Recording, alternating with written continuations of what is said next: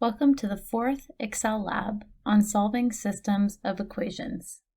In these notes, we will solve systems of equations graphically in Excel to visually determine the solution to the system.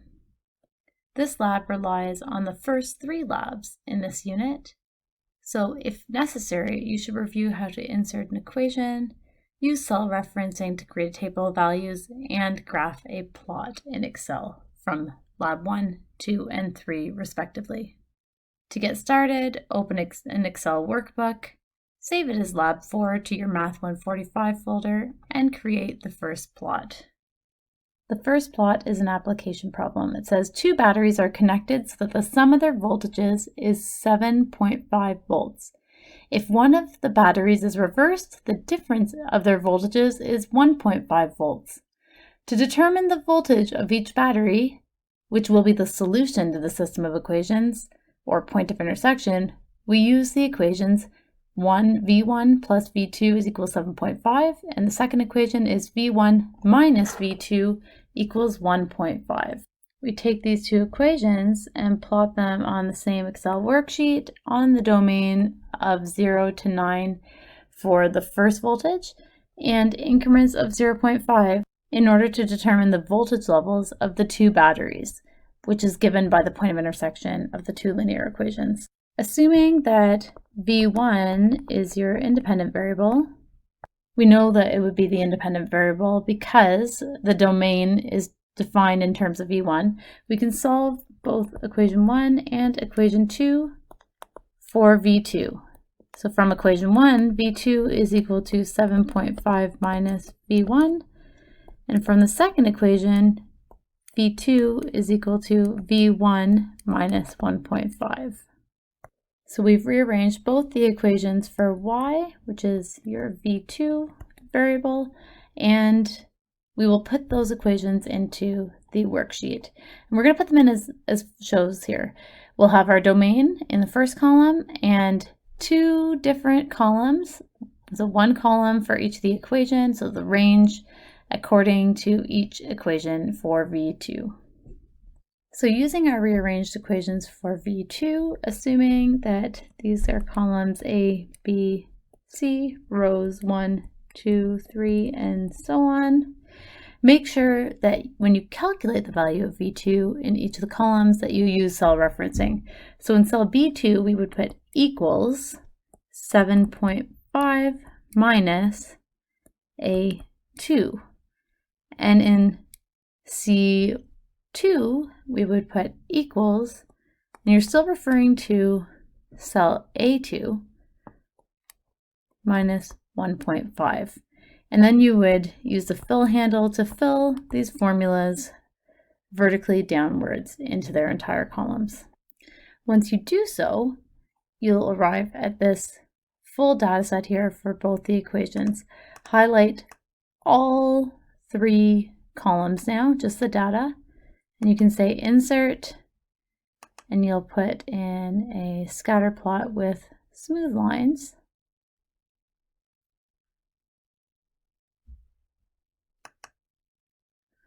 And we can see we have an initial graph here that shows the voltages, so both voltages on the domain from 0 up to 9. And we can delete the legend, add axis titles and a chart title, as well as both of the equations. And when you do so, your graph will look like this. For more information on how to create this chart, you might need to revisit the Lab 3 solution video. In Lab 3, we looked at just producing one of these lines, so the only difference between this lab and Lab 3 is that we are highlighting 3 columns to create the chart so that you have two curves or 2 lines, whereas in the last one we were just producing one. Part D of Plot 1 asked us to determine the solution to the system of equations and clearly write your answer in the page footer in sentence form. So let's take a look at the graph and see where the solution lies. The point of intersection is right here at 4.53. So you can hover over it and it will show you its value. So voltage 1 is 4.5 and voltage 2 is 3. Remember that you should insert the solution into the footer. So you go to Insert, Text, Header Footer, look at the custom footer, and it says the voltages of the two batteries are 4.5 volts and 3 volts. Notice that you can't see a header or footer on this graph. In order to see it, you must do a print preview. So look at File, Print, and you can see here that I can see my name as well as the lab number and a sentence describing the solution to the system of equations. You will follow the same process to graph plot 2. The only thing that's different in this question is that the equations are a little bit more complicated to isolate for the dependent variable. So we see here that our independent variable is I1, so we need to solve for I2 from both equations. So from equation 1, we find that I2 is equal to 220 minus 20 I1 divided by the coefficient of I2, which is 25. And you can leave it like that, or we can simplify each of the coefficients because they're all divisible by 5, and you end up getting 44 minus 4I1 divided by 5, which in one more format, just to give you some options of how to express it, you could write this as 8.8 minus 0.8 I1. So either of these last two formats is appropriate to graph equation number 1, but for equation number 2, we know that I2 is equal to 410 plus 25 I1 all over 75. And this reduces to 82 over 15 plus I1 over 3. Now we can graph each of these equations in Excel.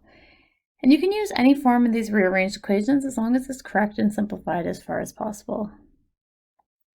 Here you can see the data, so from -5 up to, I went up to +5. You may have noticed that a domain was not given for this problem. So once you've produced an initial domain, it's wise to take a look at a graph in Excel and see if the lines or the functions actually cross or have a solution within that range. So let's take a look at the graph. And we can see here that the point of intersection occurs between 2 and 4. So sometimes you might actually change the domain once you know where the point of intersection lies. So I'm just moving the curve up here so that we can see what happens. And say you wanted to change your function to go between 0 and +5 only. So one option is to actually change the data and change the graph, or you can format the values that actually show on your chart, and I'll show you how to do that next as well. So you can see here, I've changed my plot to only go from 0 to 5, and you can still see the point of intersection. So it's expected that if the domain is not given, that not everyone in the class is going to produce a graph with the same domain. So your graph might look slightly different than this one here. The important part is that you actually can see the point of intersection. So the other way to format the axis, or what's showing, is to right click and say Format Axis, and say you wanted to show only between +2 and +5 we can graph it using these limits here. So it's the same way. You can also change the y value that it starts with by defining a minimum y value.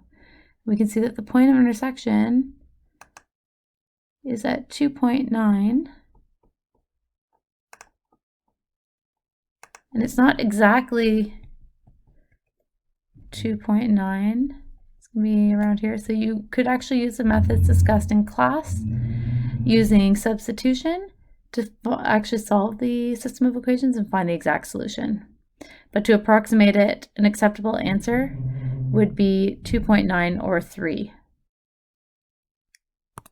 So you want to make sure that you format your plot as outlined in Lab 3 with the plot checklist, and then state your solution in the ordered pair form, I1, I2, in the footer of your chart.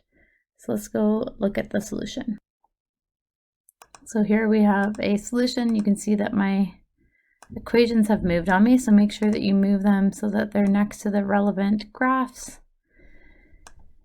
And we can see I1 and I2 within a proper domain where the solution can be viewed. And now you go to File, Print, so that we can view the footer. It says the currents are approximately 3 and 6.4 amps. So that's where the point of intersection occurs, and that's what the two currents represent. Plot 3 says the height h in meters of a rocket as a function of time t in seconds is given by the function h is equal to 1500 t minus 4.9 t squared. We want to plot h as a function of t. So t is your independent variable, h is your dependent variable. Select an appropriate domain and increments. So you want to look for when the rocket is going to be hitting the ground, and you also want to know how high the rocket can go. So you want to make sure that your domain shows both portions of that. Just as a bit of an idea here, you're going to end up getting a parabola that opens down so that you'll have the maximum height. You also have the point when it leaves the ground and lands on the ground. And the other thing that's important to note here is that we don't want to show negative values of time or negative heights. So you won't actually show anything below the ground. So you won't show the portions of the graph that are below the ground. And I'll show you how to format the axis so only positive values appear. Finally, we'll answer the question of when the rocket hit the ground and visually determine this answer by plotting it and estimating your answer. So that is the point right here when the rocket hits the ground. In the next course, so Math 146, we look at calculating the roots of a parabola, and when we calculate the roots, that would tell us in this case where it hits the ground, but for this course we're just going to estimate that value. Our formula is already calculated for h in terms of t, so we don't have to rearrange our formula in order to graph it in Excel. So we can produce a table of values and make your best shot at estimating what the domain should be. Remember the key parts of the graph that we want to see. And when we plot it, remember this is supposed to be a nonlinear equation where it's 1500 t minus 4.9 t squared. And you can see it only looks like a straight line right now. So we're going to change the domain, so the increments for t, to show a larger portion of the graph. And what's great, because we use cell referencing, I'll double click here to show you the formula. Because we use cell referencing and referenced values within the domain, when we update the values for t, it changes the formula for h for us. We don't have to recalculate anything. And now you can see that between 0 and t equals 310, we're able to see when it starts on the ground, where it hits the ground, and the maximum point it reaches. Remember that all of these axes represent physical significance. So we have values of time on the x-axis and values for height on the y-axis. So when you insert the axis titles for this chart, make sure that you not only list what the physical significance is, but also include the units. So we have height in meters and time in seconds. We also want to include the equation of the graph and an appropriate chart title. In the question, it also talked about how we only want to show positive values for height, since height cannot be negative. So we can right-click on the vertical axis values and say Format Axis. And we can set the minimum value of the axis to be 0, so it only shows positive values. Once you've done this work, you can do this work either before or after you move the graph to its own page. Once it's on its own sheet, we can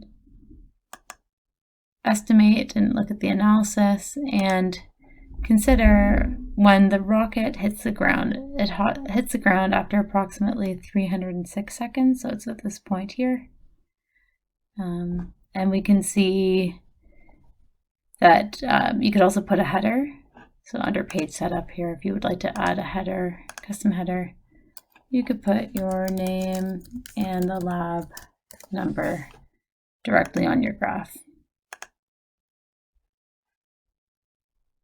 The most common student error is to forget about including units and a title that has physical significance, as well as forgetting the equation, but the most common error is to forget to format the axes to only show relevant values. So depending on the problem, you may need to remove negative values or only show values up to a certain distance. Plot 4 and Plot 5 do not include systems of equations. It's only one equation that you are graphing, but it's extra practice in application problems where we label the axes using the units. So you can see we'll need to access the degree symbol as well as omega for ohms. And make sure that after you complete these two problems, you look at the solutions as posted on D2L. Just want to show you quickly the chart for question 4. You can see that we have temperature and resistance with the units listed here. So you can actually write in degrees Celsius, or if you like, you can also include, or instead include a symbol. So insert symbol, you go to the symbol, and you'll have to access the degree symbol. So degrees Celsius, and we can do the same thing, same process, but for resistance, where we insert the symbol for omega, which omega is under the Greek letters, and it's an uppercase omega. You can see capital letter omega, so you can double click on it or say insert. And that's one way that we can insert our units. Now that you've completed these 4 labs, you should spend some time to practice and prepare for your Excel assignment. The Excel assignment will be available soon, but refer to the D2L news item for more information. Good luck. Take care.